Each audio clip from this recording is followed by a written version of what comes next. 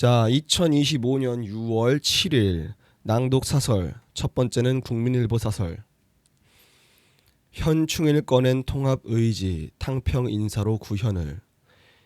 이재명 대통령은 현충일 추념사에서 공동체를 강조했다. 국가와 공동체를 위해 희생하신 분들 덕에 지금의 대한민국이 있으며 국난 앞에서 나보다 우리가 먼저였던 저력이 미래를 열어가는 힘이라고 했다. 공동체를 위한 헌신이 합당한 보상으로 돌아오는 나라가 되도록 보훈의 격을 높이고 군인, 경찰 등 제복 입은 시민의 처우를 개선하겠다고 약속했다. 대통령실은 순국 선열의 정신을 계승해 대통령실은 순국 선열의 정신을 계승해 국민 통합을 이루려는 의지를 담은 것이라고 추념사 의미를 설명했다. 보수층이 중시하는 안보와 보훈, 제복의 가치를 역설하며 공동체를 강조한 것은 진보 보수로 갈라졌던 탄핵과 선거 과정의 분열을 해소해 가겠다는 뜻으로 해석된다. 보수층이 중시하는 안보와 보훈, 제복의 가치를 역설하며 공동체를 강조한 것은 진보 보수로 갈라졌던 탄핵과 선거 과정의 분열을 해소해 가겠다는 뜻으로 해석된다.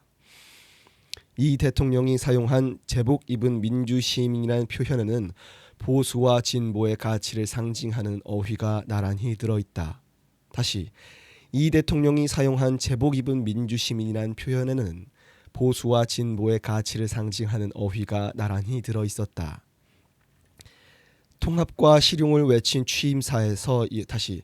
통합과 실용을 외친 취임사에 이어 거듭 나온 국민 통합 메시지는 이제 차근차근 국정에 구현되어야 한다.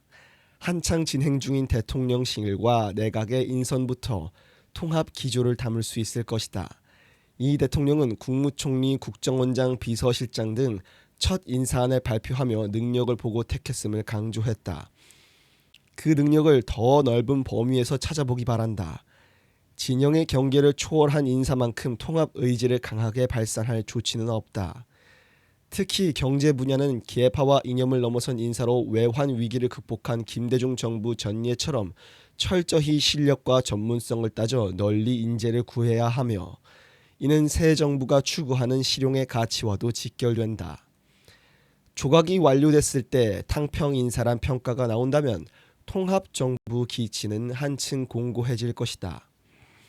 문재인 정부도 모두의 대통령을 선언한 취임사와 함께 출범했다. 그 약속이 실현되지 못한 배경에는 정권 초 밀어붙인 적폐청산 작업이 큰 부분을 차지했다.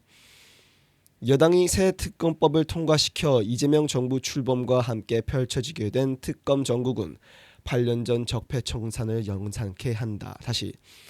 여당이 새 특검법을 통과시켜 이재명 정부 출범과 함께 펼쳐지게 된 특검 정국은 8년 전 적폐청산을 연상케 한다.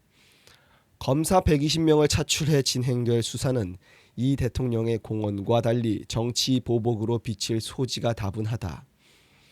이를 어떻게 관리하느냐가 통합정부 구현의 첫 난관이 될 것이다. 특검 임명부터 정치색을 배제하고 수사의 정치화로 인식될 여지를 철저히 차단해야 한다. 특검 임명부터 정치색을 배제하고 수사의 정치화로 인식될 여지를 철저히 차단해야 한다. 국정의 모든 영역이 그렇듯 국민 통합을 이뤄갈 동력도 정권 초인 지금이 가장 크다. 구시대적 진영 논리의 대결 정치가 그 힘을 갉아먹지 않도록 여당도 야당 시절과 달라진 모습을 보여야 할 때다. 다음은 중앙일보 사설. 실용적 시장주의, 기업이 뛰게 해야 성공한다. 실용적 시장주의를 표방한 이재명 정부가 민생 회복과 경제 살리기에 속도를 내고 있다. 이 대통령은 취임 당일인 지난 4일 1호 행정명령으로 비상경제대응 태스크포스 구성을 지시하고 이날 저녁 직접 회의를 주재하며 적극적인 경기, 민생 진작 대응 등을 주문했다. 취임식에서 불황과 일전을 치르는 각오로 비상경제대응 TF를 바로 가동하겠다고 밝힌 대로다. 어제 대통령실 정책실장과 경제성장수석의 정통관료와 교수 출신의 전문가를 발탁하며 이재명 경제팀도 진용을 갖춘 만큼 민생회복 드라이브는 본격화할 전망이다. 이 대통령이 취임 일성으로 불황과의 일전을 천명할 만큼 한국 경제 상황은 우려스럽다. 관세 전쟁으로 수출이 급감하고 내수 부진과 경기 침체가 심해지며 불황의 그림자는 짙어지고 있다. 소비 위축의 매출이 줄고 빚은 늘며 많은 자영업자와 소상공인이 폐업으로 몰리고 있다. 저출산 고령화로 성장 잠재력도 떨어지고 있다. 저성장 고착화 우려도 커진다. 성장률에는 빨간불이 켜졌다. 1분기 역성장했다. 다시 1분기는 역성장했다. 한국은행이 예상한 올해 연간 성장률 전망치는 0.8%다. 1953년 통계 작성 이후 1953년 통계 작성 이후 한국 경제가 마이너스나 0%대 성장률을 기록한 것은 한국 전쟁 이후인 1956년, 오일 쇼크, 아시아 외환 위기, 세계 금융 위기, 코로나 팬데믹까지 5번에 불과하다.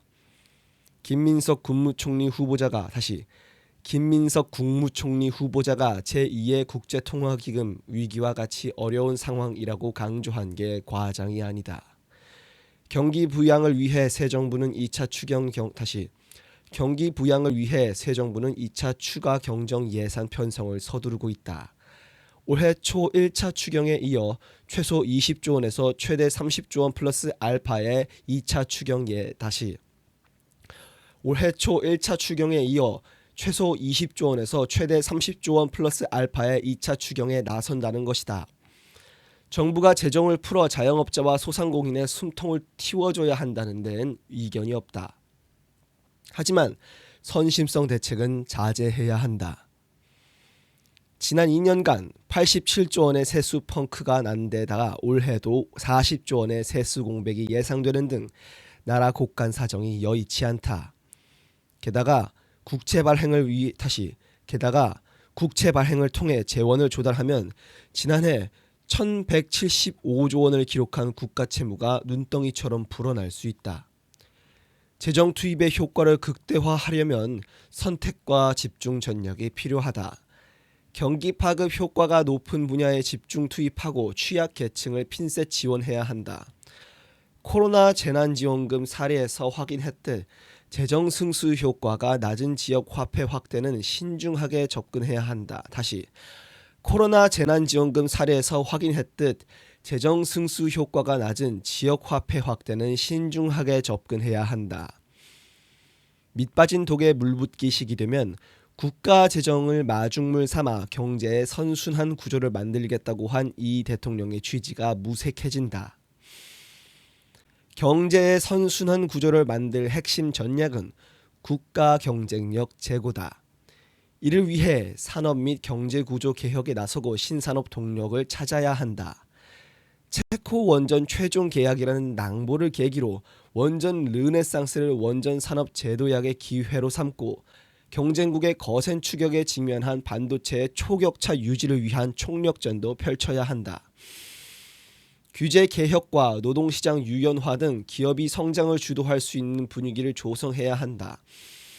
기업의 발목을 잡고 투자 의지를 꺾는 정책 엇박자 조율은